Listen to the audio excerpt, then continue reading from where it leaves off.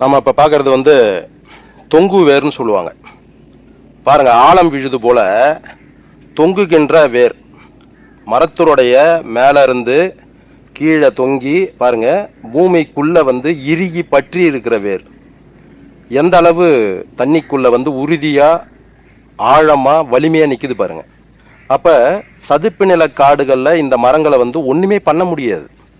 எத்தனை பெரிய காற்று வந்தாலும், புயல் வந்தாலும், வெள்ளம் வந்தாலும் அதனுடைய வேகம் குறையுமோ கோசம் காடுகளை சுற்றி இருக்கிற எந்த வீடுகளுக்கோ நிலங்களுக்கோ இல்லை வந்து மனிதர்களுக்கோ இல்லை பறவைகளுக்கோ எந்த பாதிப்பும் வராது என்பதற்கு நீங்க பார்க்குற இந்த காட்சியெல்லாம் ஒரு சான்று. பாருங்க, அப்படியே பார்த்தீங்கன்னா நன்னி வேர் பூமிக்குள்ள பாருங்க, இது வந்து வடிகட்டி வேர் கீழே இருக்கு பாருங்க.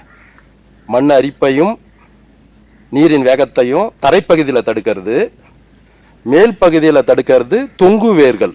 சதுப்பு நில காடுகளில் தான் இத்தனை சிறப்பு இருக்கு.